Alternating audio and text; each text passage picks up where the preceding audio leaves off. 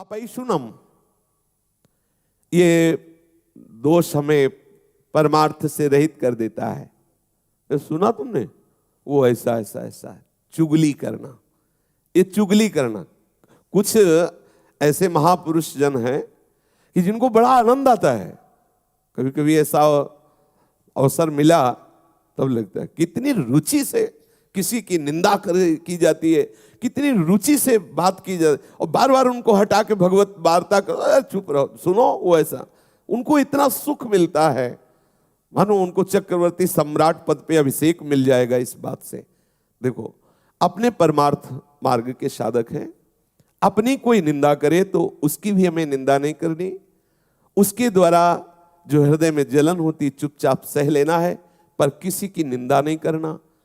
कोशिश करो किसी और की निंदा आपको सुनने को ना मिले, कोशिश करो आपको अपनी निंदा सुनने को मिले। कोई निंदा कर रहा है तो आप कान को कहो सुनो, क्योंकि अब जलेगा हृदय ना, और जब हृदय जलेगा तो फिर सही हो जाएगा। अगर अपनी निंदा हो रही तो कान में अंगुली मत डालना, जरूर सुनना, लेकिन जब किसी की निंदा होने लगे तो कान में अंगुली डाल लेना। जब अपनी प्रशंसा होने लगे तो कान में अंगुली डाल लेना, जब दूसरे की प्रशंसा हो रही तो अंगुली हटा लेना। तो अंदर तुम्हें पता चलेगा कि क्या है तुम्हारी स्थिति। दूसरे की प्रशंसा सुनकर आनंदित होना, ये हमारे साधुता के मार्ग में लाभदायक है। अपनी प्रशंसा सुनकर के हृदय में सकुचाहट आ जाना, मैं अधम, ये कैसा, यह है परमार्थ का स्वरूप। अपनी निंदा सुनकर के आनंदित होला, देखो प्रभु ये ठीक कह रहे, ऐसा ही मैं हूं। दूसरे की निंदा जब बात हो तो कान में अंगुली डाल लो, नहीं नहीं हमें नहीं सुनना। बोलना तो है ही नहीं किसी के विषय में, पर चर्चा ही हमें दोष से युक्त कर देती है। भगवत चर्चा छूटी, जहां किसी की चर्चा तहां कोई न कोई अपराध बन जाएगा, वाणी का अपराध बन जाएगा, हम निंदा कर बैठेंगे। ये दूसरे की बातें देखी सुनी चुगली करना है, बिल्कुल ठीक नहीं है। एक दूसरे के विषय में वार्ता करना परमार्थ के हानि की बात है। जब एक दूसरे मिले तो बोधयंता परस्परम, भगवत चर्चा करें। श्री स्वामिनी जी के रूप गुण का, उनकी लीला का, उनके हास परिहास का वर्णन करके हम अपने मन को निर्मल करें, आह्लादित करें। ये चुगली करना ठीक नहीं है। शास्त्र आदेश करता है कि ये जो चुगली करने का स्वभाव, इसे छोड़ो, क्योंकि इसके छोड़ने से आपका हृदय निर्मल होगा। ये वो सद्गुण हैं जो भगवान को अधीन कर लेते हैं। हमें किसी के विषय में नहीं बोलना, यहां तक कि अपने को सता रहा हो तो धर्म कहता है कि उसका भी परिचय मत बताओ। ये बड़ा सूक्ष्म विषय धर्म का है। जब धर्म स्वरूप बैल को जब परीक्षित जी ने देखा कि उसके चरण टूट गए हैं, तीनों एक चरण से चल रहा है और एक पुरुष प्रहार भी कर रहा है, पूछा बैल से जो धर्म रूप में था कि आपको दंड कौन दे रहा है? तो बोले इसका ठीक निर्णय नहीं किया जा सकता कि कौन दंड दे रहा है। जैसे जैसे वार्ता हुई परीक्षित जी समझ गए ये धर्म है, क्योंकि ये धर्म कहता है कि अपने को भी जो सता रहा है उसका भी परिचय न बताए, क्योंकि वो कोई न कोई मेरा कर्म ही है जो उसको प्रेरित करके आया है और मुझे दुख दे रहा है। वो बेचारा तो निमित्त मात्र है, वो थोड़ी हमें दुख दे रहा है। कोई न कोई कर्म, को न काहू के दुख सुख कर दाता, निज कृत कर्म भोग सुन भाता। अगर कोई हमें आकर के पीट रहा है तो सच्ची मानिए हमारा कर्म ही कोई उसके ऊपर बैठ गया और वो आकर हमें पिटवा रहा है, हम उसका भी विरोध नहीं करते। यही तो साधुता है। इन्हीं सद्गुणों से तो प्रभु रीझ जाते, प्रभु प्रसन्न हो जाते हैं। हमें ये बात धारण करनी हृदय में। प्रभु के मार्ग में चलने का आपका उद्देश्य है तो आप चुगली करना छोड़ दीजिए।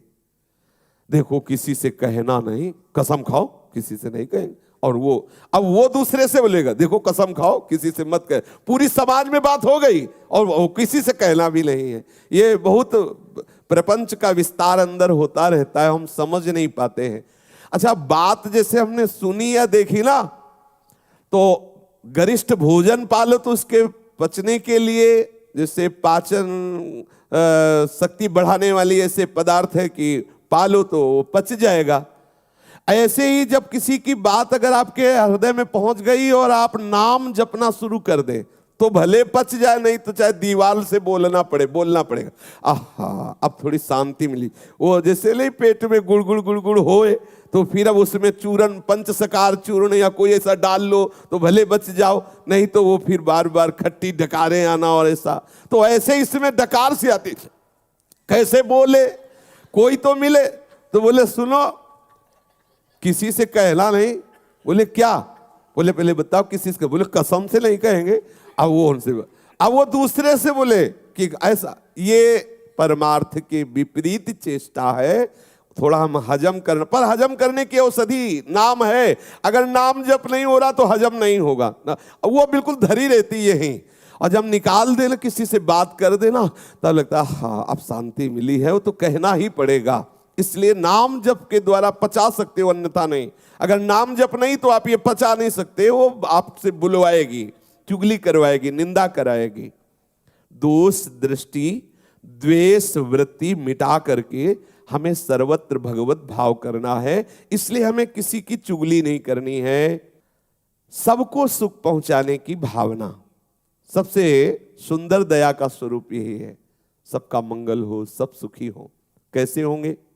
नाम कीर्तन से, नाम जप से, लीला कीर्तन से, लीला श्रवण से सबका मंगल होगा। आप किसी को 2 रोटी दे देते हैं तो उसका मंगल थोड़ी हो जाएगा। थोड़ी देर के लिए भूख मिटी, फिर 4-6 घंटे बाद फिर उसको सताने लगी। वास्तविक दया का स्वरूप क्या है? सबका मंगल हो, सब सुखी हो, सब आनंदित हो। तो किससे होंगे? सबका मंगल, सबका सुख, प्रभु का नाम कीर्तन श्रवण करना, प्रभु का नाम कीर्तन गायन करना, प्रभु की लीला कथा श्रवण करना, प्रभु की लीला कथा गायन करना सबसे बढ़िया निरपेक्ष दया है। जब कहीं कोई आपको मिले तो उसको सुख प्रदान करने की भावना से आप भगवत चर्चा कीजिए, भगवान नाम कीर्तन करने की प्रेरणा दीजिए, भगवान नाम जपने की प्रेरणा। ये सबसे बड़ी दया है। नाम सुकृत धन अपनी जीवन, ये हमारा जीवन है। राधा नाम हमारा जीवन है, हमारा प्राण है, सबसे बड़ा धन है, परम धन है। अब हम किसी को राधा नाम सुना रहे, राधा नाम कीर्तन कर रहे, राधा नाम जपने की प्रेरणा करें, ये सबसे बड़ा सुख है, उसको दिया जा रहा है। क्यों? इसमें फंसोगे नहीं, फंसोगे नहीं। अपने आराध्य देव का नाम कीर्तन, अगर कहीं अन्य भावना करके अन्य दया करना शुरू किया तो फंसने के चांस है। सबसे हित की भावना, सर्वभूत हिते रताः। कैसे हित होगा? केवल किसी को थोड़ी औषधि दे दी, थोड़ा भोजन दे दिया, वस्त्र दे दिया दया करके, तो ये कोई खास दया नहीं हुई। सदा मंगल होता रहे। यदि उसके नाम रूप लीला धाम में कहीं भी रुचि हम पैदा कर पाए संग के द्वारा, ये बहुत बड़ी दया हो गई, ये बहुत बड़ा हित हो गया, उसका बहुत बड़ा मंगल हो गया। ये हृदय में विचार कीजिए। सर्वभूत हिते रताः कैसे होगा?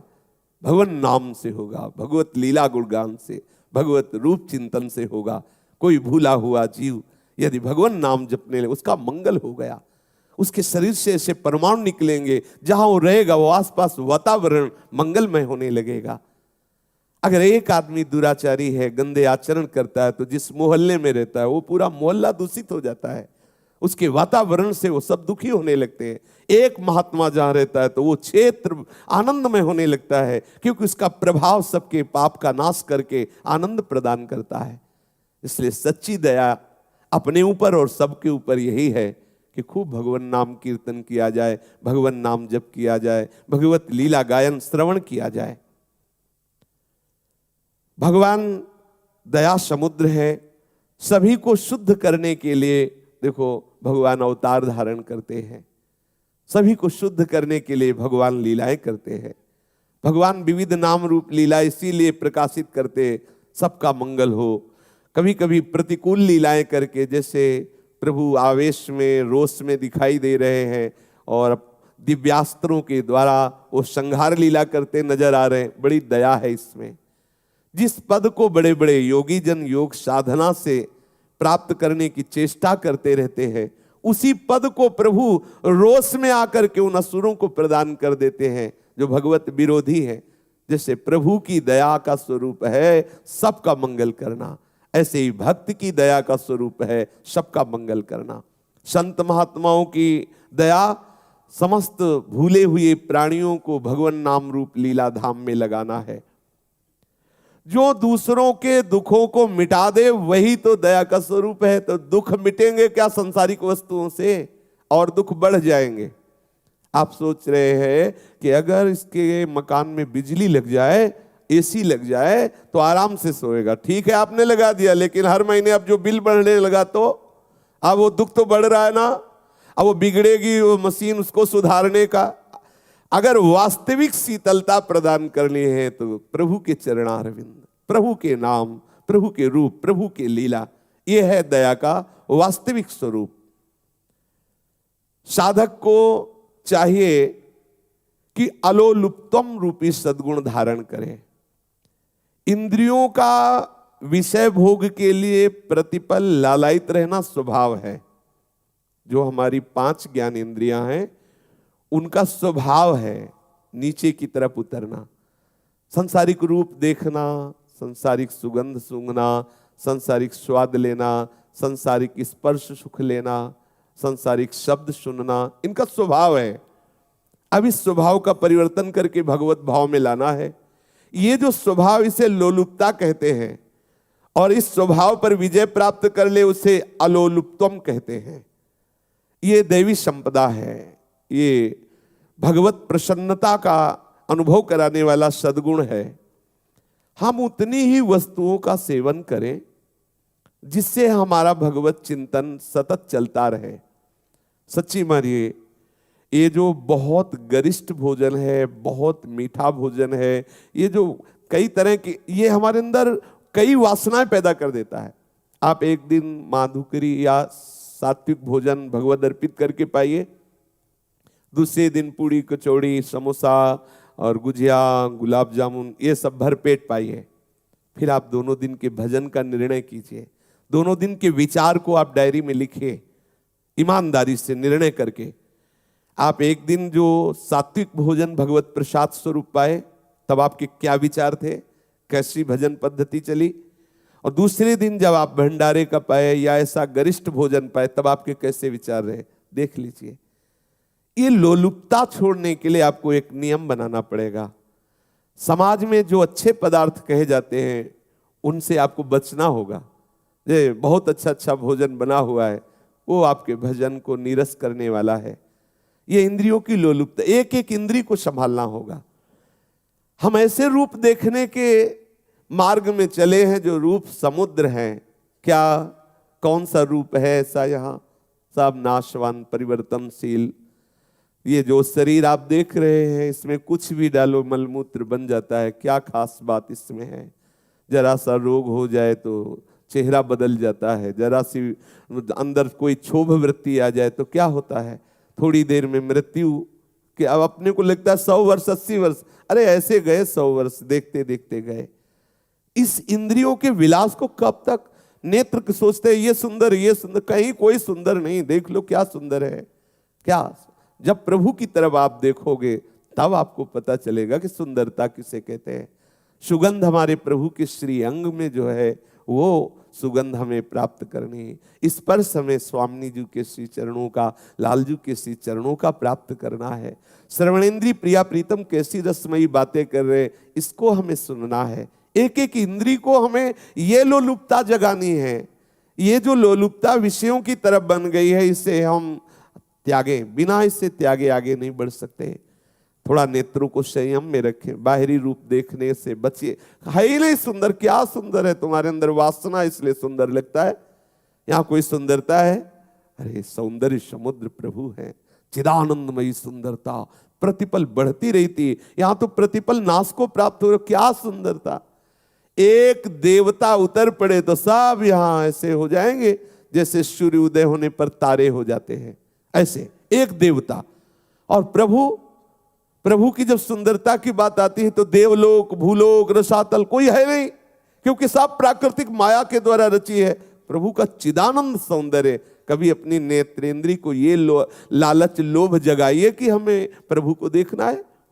प्रिया प्रीतम श्याम सुंदर और किशोरी जी जब बात करती है, ओ अमृत रस बरसता है, वो हमें सुनना है।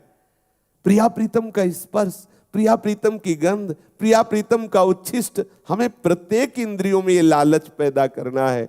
इसी लालच के बल से हम विषय लोलुपता का त्याग कर पाएंगे, इसी बल से कर पाए। अगर ये लालच नहीं जगाया आप तो लगेगा कैसा क्या जीवन, कह रहे हैं अच्छा ना खाओ, ऐसा ना करो, वैसा। अरे जितने दिन का जीवन मिला है मौज लो, मौज आनंद। तो ये इधर मौज है, इधर मौज है। बड़ी मौज वालों को देखा है नाली में गिरे हुए पड़े, मौज है उसमें, नाली में पड़े। एक इतनी नाली थी हितधाम के सामने, तो एक शराबी भगवान के दर्शन हुए। ऐसा लग रहा था जैसे बहुत बड़ी धारा को पार करना हो। ऐसे कदम बढ़ाते फिर खड़े हो जाते, फिर बढ़ाते फिर और आखिरकार उसी में गिर गए पार में। ये है मौज, ये मौज है भाई, सावधान, ये मौज गिराने वाली है। आइए प्रिया प्रीतम के अनुराग रस में, वास्तविक तुम्हारे मन की मांग प्रिया प्रीतम है, चिदानंद प्रेम धाम है। इधर आप गए तो विचलित होते चले जाएंगे, क्लेशित होते चले जाएंगे, फंसना ही है, कहीं भी आनंद नहीं। खोज के देख लीजिए, बहुत जन्म खोजते रहे, आज हमें अवसर मिला है आनंद समुद्र प्रभु की तरफ चलने का। तो अपनी 5 ज्ञानेंद्रियों को मन सहित प्रभु के चरणों का लालच बढ़ाइए, लोभ बढ़ाइए। मार्दवम, बिना कारण दुख देने वालों और वैर रखने वालों के प्रति भी हृदय में कठोर भाव ना लाना, उनके प्रति भी कोमल वर्ताव रखना मार्दव कहलाता है।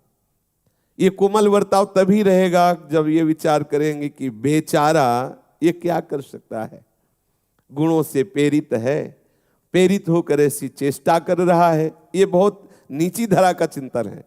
ये बेचारा जो हमें गाली दे रहा है, निंदा कर रहा है, मारा गया है, माया के द्वारा इसकी बुद्धि हरण कर ली गई है, इसलिए ऐसा कर रहा है। ये बहुत नीची धरा का। उत्तम धरा का है कि मेरे प्रीतम ही इस रूप में, इसलिए कोमलता बनी रहेगी।